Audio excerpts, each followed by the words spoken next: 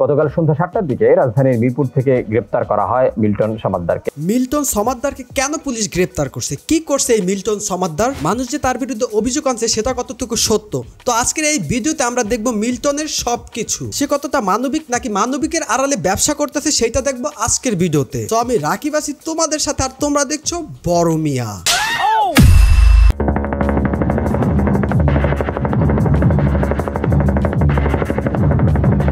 মানবিক মানবিক মানবিক, ইদানিং দেশের মানুষ মানবিক হয়ে গেছে। মানবিকের মুখোশ পরে তারা কন্টেন্ট করতেছে এবং সেখান থেকে ডলার কামাইতেছে, যার থেকে ব্যতিক্রম না আমাদের এই মিল্টন সমাদ্দার। অথচ আজ ঘরে ঘরে মানবতার ফেরিওয়ালা, তবে মানবিক কাজের সংখ্যা আমাদের সমাজে নিতান্তই কম। আমাদের এই মিল্টন কাকু বয়স্ক এবং ছোট পোলাপানদের আশ্রয় দেয় এবং সেগুলো ভিডিও কইরা সোশ্যাল প্ল্যাটফর্ম থেকে সাহায্য চায়। বাই দ্য ওয়ে, এগুলোকে সাহায্য বলে না, এগুলোকে বলে ডিজিটাল ভিক্ষা। কেন বলতেছি ডিজিটাল ভিক্ষা, তার ব্যাখ্যাও আমি এই ভিডিওতে দেব, তো সম্পূর্ণ ভিডিওটা দেখার অনুরোধ রইল।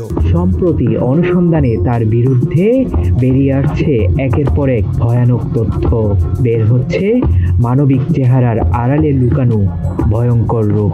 রিসেন্টলি তার বিরুদ্ধে মানুষের অর্গান পাচার এবং সাহায্যের নামে যে টাকা উঠে সেটা নিয়ে নয় করা এবং মানুষকে তথ্য দিয়ে যে সাহায্য নেয় সবকিছুই ভুয়া প্রমাণ করতেছে নিউজ রিপোর্টাররা। মানুষের কিডনি বেচা দিতেছে ভাই। মানে এই নিউজটা যদি সত্য হয় তাহলে একবার চিন্তা করো যে মিল্টন কত বড় অপরাধী। আমি তো মনে করি বাংলাদেশের সবচেয়ে ভালো মানুষ আমি। আমাদের এই মিল্টন সমাদ্দার তার ভিডিওতে, মানে মানুষ যেই ভিডিও দেখে সাহায্য করে সেই ভিডিওতে সে সবকিছু বাড়িয়ে বাড়িয়ে বলে। সহজ ভাষায় যদি আমি বলি, সে যদি 50 জন মানুষকে সাহায্য করে তখন সে ভিডিওতে বলবে 150 জনকে সে সাহায্য করে। এটা বলার কারণ মানুষ যদি বেশি বলে তাহলে মানুষ ভাববে যে তার খরচও বেশি এবং আমরা তাকে সাহায্য বেশি করব। মানুষের থেকে যে ভাই সে সাহায্য পায় সেইটাও নাকি সে আত্মসাৎ করছে, এমনটা নিউজে আসছে। আমি তো মনে করি বাংলাদেশের সবচেয়ে ভালো মানুষ আমি। সে এতটাই ভালো মানুষ যে মানুষের ডেথ সার্টিফিকেট সে নিজের হাতে বানায় এবং ডাক্তারের সিল মাইরা সে ডাক্তারের সিগনেচারের জায়গায় নিজে এবং নিজেদের লোক ধারা সিগনেচার করায়। আবার মৃত্যুর কারণের জায়গায় লেখা স্ট্রোক প্যারালাইসিস, আসলে শব্দটি হবে স্ট্রোক, স্টক নয়। সে এবং তার লোকজন মৃত্যুর কারণ লেখছে সেই বানানটাও ভুল। মানে ভাই মানুষের সাথে কিভাবে প্রতারণা করে একবার চিন্তা করে দেখছো? আবার অধিকাংশ রিপোর্টে লেখা আছে হিট স্ট্রোক। হিট এবং স্ট্রোক দুটি বানানই ভুল। সনদে চিকিৎসকদের প্রত্যয়নের জায়গায় দেখা যায় একজন সিনিয়র কনসালটেন্ট সেগুলো লিখেছেন, যার নাম ডাক্তার মাহিদ খান। যোগাযোগ করা হলে ডাক্তার মাহিদ নিজেই অনেকটা আকাশ থেকে পড়েন। আকাশ থেকে তো ভাই পড়ারই কথা, কারণ এই ডাক্তারের সিল এবং সিগনেচার নকল করে ডেথ সার্টিফিকেট করতেছে মিল্টন সমাদ্দার ও তার লোকজন। মানে ভাই মানুষের কলিজা কত বড় হইলে এরকম ভুয়া ডেথ সার্টিফিকেট বানাইতে পারে? জানান এগুলো একটাও লেখেননি তিনি, এ বিষয়ে কিছুই জানেন না। 15 মাসে একবার বা 1-2 মাস পর পর ওখানকার কিছু রুগী, গরিব রুগী বা অসুস্থ রুগীর সেবা করতে যাই। তো ওখানে যেহেতু আমি যাই, ওদের এখানে একটা সিল আছে। আমার যা মনে হচ্ছে যে আমি ওদের সাথে পরে কথা বলছি, আমার একটা নলেজে ছিল না যে এটা কে করলো। তো ও অস্বীকার করে বলে যে আসলে সেও জানে না, তারা ওখানকার যেসব স্টাফ আছে তারা অনেক সময় যে বিপদে পড়ছে, রুগী খবর দিতে পারে নাই, সেজন্য আমার সিলটা মাইরা তারা নকল একটা সাইন করে দিয়েছে। মানবিকতার নামে মানুষের ডেথ সার্টিফিকেট বানায় এবং মানবিকতার নামে মানুষের টাকা আত্মসাৎ করে এবং মানবিকতার নামে মানুষের সাথে প্রতারণা করে মানবতার ফেরিওয়ালা মিল্টন সমাদ্দার। আমি তো মনে করি বাংলাদেশের সবচেয়ে ভালো মানুষ আমি।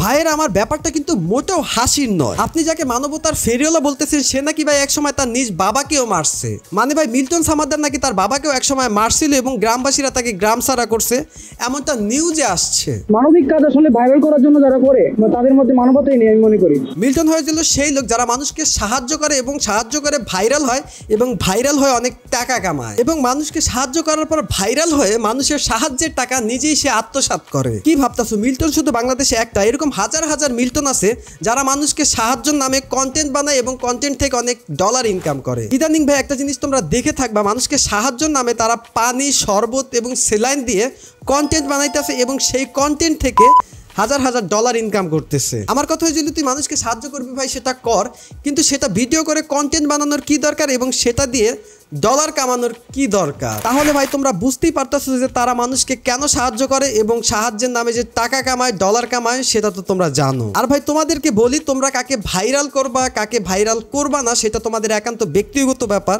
কিন্তু ভাই বুঝা শুই না এমন লোককে ভাইরাল করো না যে কিনা সাহায্যের টাকা আত্মসাৎ করে। যাই হোক ভাই, আমরা বা আমাদের মতো যারা আছে যারা অন্যায়ের কথা বলে আমাদেরকে তো তোমরা ভাইরাল করবা না। খারাপ শুনে তারপরে বলি, টেন্টুল যখন বানাইছি মোতার জায়গা রাখিয়ে লইছি। আপনারা যে আজকেও 10 বছর পরে 20 বছর পরে এসে যে আপনারা ধরবেন সেই চিপা মার্গে বই রয়েছি। প্যান্টের চেইন বানায় লাভ হবে না, কারণ প্যান্টের চেইনে মিল্টনের নুনু ভালো মতো আটকে গেছে। মিল্টনকে ভাই 3 দিনের রিমান্ডে নিছে। এখন দেখা যাক যে কি আরো ভয়ঙ্কর তথ্য বেরিয়ে আসে। গতকাল সন্ধ্যা 7টার দিকে রাজধানীর মিরপুর থেকে গ্রেপ্তার করা হয় মিল্টন সমাদ্দারকে। পরে গোয়েন্দা প্রধান জানান 900 মরদেহ দাফনের দাবি করলেও 835টির কোনো কাগজপত্র দেখাতে পারেননি মিল্টন সমাদ্দার। ভাই এতটুকু একটা মানুষ, মানে তার সাইজ ভাই এতটুকু, সে যে একটা এত বড় ভয়ঙ্কর প্রতারক তা কিন্তু কখনো কেউ জানতো না। মানুষের সাথে ভাই 10 বছর প্রতারণা করে আসে, তাও কোনো মানুষ টের পাইলো না। তাহলে একবার চিন্তা করে দেখো যে তার কত কত কোটি টাকার সম্পদ থাকতে পারে। কিন্তু ভাই কোটি টাকার সম্পদ থাকলেও কি হয়েছে, তার কিন্তু সুখ নাই। একটা কথা আছে না যে পাপ বাপকেও কিন্তু ছাড়ে না। আমি এতদিন জেনে আসছি ওনাকে, আমি ভালো মানুষ হিসেবে জেনে আসছি, কিন্তু ইদানিং ওনার সম্পর্কে বিভিন্ন সোশ্যাল মিডিয়ায় আমরা দেখতে পাচ্ছি এটা অবশ্যই সত্যি ঘটনা। কারণ আজকে কেউ কোনো কথা বলে না, এটা অবশ্যই। এমনকি আমি ইত্তেফাকে দেখেছি ব্যাপারটা, যে ওনার সম্পর্কে বিভিন্ন ধরনের নেগেটিভ যে কথাগুলো হচ্ছে সেটা মোটামুটি সঠিক আমার মনে হচ্ছে। ভাই আপনার শুধু একার কথা না, আমারও কথা। আমার মনে হয় যে এই নিউজগুলো সত্য করতেছে, এবং মিল্টন যে দুধে ধোয়া তুলসী পাতা এমনটা কিন্তু আমি বলবো না। এখন কিছু চুলকানি পাবলিক আমার কমেন্টে এসে বলবে যে মিল্টন অনেক সাহায্য করছে, তোমরা তো তাও করো না। আমি শুধু তাদের উদ্দেশ্যে একটা কথাই বলতে চাই, এমন সাহায্য আমি করব না যেই সাহায্য আমার স্বার্থ লুকিয়ে থাকবে, যেই সাহায্যগুলো আমি নিজে আত্মসাৎ করব। আমি যদি কখনো কাউকে সাহায্য করি, সেই সাহায্যগুলো ভিডিও বানিয়ে ছাড়বো না, এবং সেই সাহায্যের নামে মানুষের থেকে ভিক্ষা করব না। যাই হোক ভাইয়ের, আমার ভিডিওটি এই পর্যন্তই। ভিডিওটি ভালো লাগলে অবশ্যই একটি লাইক দিয়ে দিও, আর চ্যানেলে নতুন হয়ে থাকলে অবশ্যই ভাই চ্যানেলটা সাবস্ক্রাইব করো এরকম মিল্টনের মতো প্রতারকদের দেখার জন্য। যাই হোক, দেখা হবে নতুন ভিডিওতে। ততক্ষণ পর্যন্ত ভালো থাকো, সুস্থ থাকো। আল্লাহ হাফেজ।